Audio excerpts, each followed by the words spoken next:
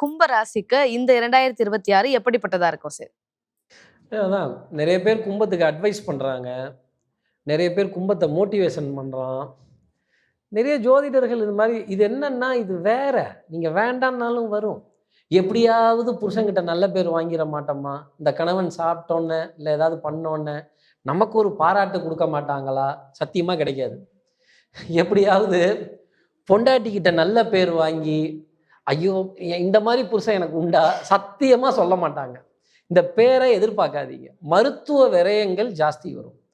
Sir என்ன வியாதின்னே புரியல sir. டாக்டருக்கே தெரியல சார். ஏதோ உள்ள ஸ்கேனுங்கிறாரு, ஏதோ அல்ட்ரா ஸ்கேனுங்கிறாரு, சானிக் ஸ்கேனுங்கிறாரு, லிக்விட் ஸ்கேனுங்கிறாரு. ஒண்ணும் புரியல அப்படின்னு மண்டைய சொரிய வேண்டிய தருணம் அப்படிங்கிறது தான் இருக்கும். இந்த சர்ப்ப கிரகங்கள் குடுக்குற தொந்தரவு கொஞ்சம் நஞ்சம்லாம் கிடையாது. இது வந்து மேட் பிளானட். எது? சர்ப்ப கிரகம். ஜோதிடத்துல கிடையாது. 7 கிரகம் 7 நாள் இதுதான் ஜோசியம். 10ஆம் நூற்றாண்டுக்கு அப்புறம் தான் ராகுவும் கேதுவும் ஜோசியத்துல கொண்டு வந்து சொருகுறாங்க. இதுக்கு பேர் என்னன்னா இடை சொருகல். கண்ணுக்கே தெரியாது. புள்ளி வழுக்கும். எதை பிடிச்சி பலன் சொல்றது? பாம்புனா விஷத்தை கக்கும். என்ன விஷம்? மருந்து, மாத்திரை, மருந்து. இந்த ஊசி போடுறது, இந்த ஃபர்ஸ்ட் ஒப்பீனியன், செகண்ட் ஒப்பீனியன், லேப்லயே உட்காந்து தவம் கிடக்கிறது இருக்காது. குடும்பத்துல கணவன் மனைவி இடையே பிரிவு, டிரான்ஸ்ஃபர், டிபார்ட்மெண்ட் மாத்துறது.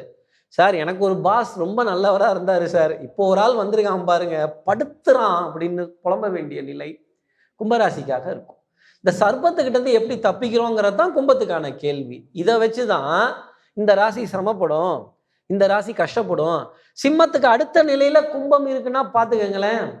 அப்போ 2 ராசியை நான் ஆகா ஓகோன்னா 2 ராசியை கழுவி தான் ஊற்றணும். வேற வழி இல்லை. தப்பிச்சுக்கிறதுக்கு வழி சொல்கிறேன். பாம்புக்கு மகுடி வசிச்சாலும் சரி, இல்லை பரமசிவன் கழுத்திலிருந்து பாம்பு கேட்டுது. என்ன கேட்டுது? யாரை பார்த்து கேட்டுச்சு? யாரை பார்த்து கேட்டுச்சு? கருடா சௌக்கியமா? அந்த கருடனோட கோவில் தான் இப்போ சொல்ல போறேன். உறையூர் கும்பகோணம் நாச்சியார் கோவில். கல்கருடன்.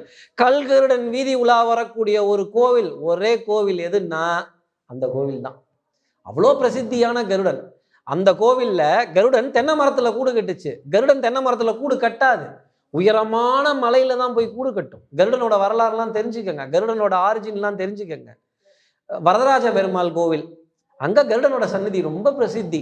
அங்க அர்ச்சனை பண்ணி தாமரைப்பூ, துளசி, உலர் திராட்சை, பழங்கள் சமர்ப்பணம் செஞ்சுவாங்க. அது ரொம்ப பெரிய ஒரு நிம்மதியை தரும் மனசுக்கு.